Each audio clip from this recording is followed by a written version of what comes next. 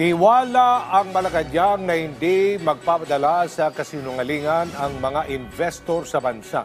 At kaugnay niyan, tiniyak din ng palasyo ang on-time din na pagpasa sa proposed 2026 national budget sa kabila ng pagbabago sa economic managers. Si Kenneth Pacientes sa sentro ng balita.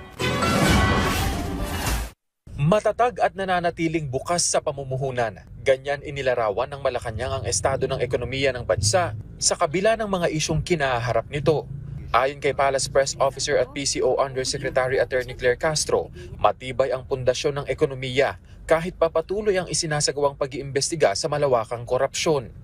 Hindi matitinag si Pangulong Marcos Jr. sa pag-usik sa sino mang nasa likod ng mga tiwaling gawain. Kamag-anak man, kaalyado, o kahit na ang sariling kadugo. Sa hiling ng taong bayan para sa reforma sa pamahalaan, naninindigan ang pamahalaan na ang lahat ng ito ay tinutugunan sa pamamagitan ng konkreto at mabilis na aksyon, alinsunod sa kautusan ni Pangulong Marcos Jr. Kasunod nito, may nakalatag na daw na komprehensibong catch-up plan ng pamahalaan para mas mapabilis pa ang paglago ng ekonomiya, kasabay ang pagtiyak na nananatiling mabuti ang lagay ng pananalapi sa bansa. Tinitiyak din ng pamahalaan sa taong bayan na nasa tamang landas ang fiscal condition nito at positibo ang mga inaasahan sa mga darating na buwan. Unti-unti ring ibababa ng pamahalaan ang deficit at utang habang lumilikha ng mas maraming trabaho. Tumataas ang kita ng mga Pilipino at mas marami pang aangat ang buhay. Naniniwala naman ang Malacanang na napapanatili ng administrasyon ang tiwala ng publiko at ng business sector sa harap ng usaping may kinalaman sa korupsyon. Lalo't kita naman kung paano nilalabanan ng pamahalaan sa pangunguna ng Pangulo ang katiwalian. Kitang-kita po natin ang nilalabanan niya, korupsyon.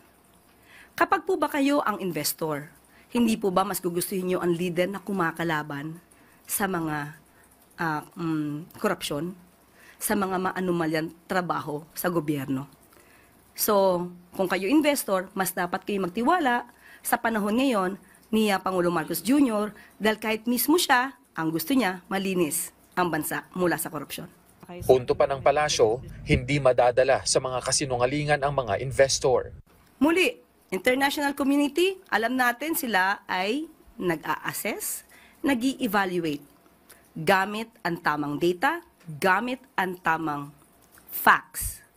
So, ang maaari lang mabudol ng mga ito ay yung mga taong hindi nag-iisip o yung mga taong isa lang ang adhikain, gibain ang gobyerno ni Pangulong Marcos Jr. Samantala, siniguro ng palasyo ang napapanahong pagpapasa ng 2026 budget sa kabila ng nangyaring rigudon sa gabinete. Pagbibigay diin ng Malacanang, hindi ito makakaapekto sa proseso ng pambansang budget sa susunod na taon. We were able to talk to Secretary Go, and according to him, any reassignments of the cabinet members to DOF and DBM, they are all the same people who work on the budget, who work on the finance. So there will be no problem with that. Noong October 13, inaprobahan ng Kamara ang 6.793 trilyong panukalang budget habang tinatapos ng Senado ang plenary debates ukol dito. Pagkatapos nito, pagsasamahin ng BICAM ang mga bersyon bago isumite sa Malacanang para sa pinal na pag-aproba ng Pangulo. Kenneth Paciente para sa Pambansang TV sa Bagong Pilipinas.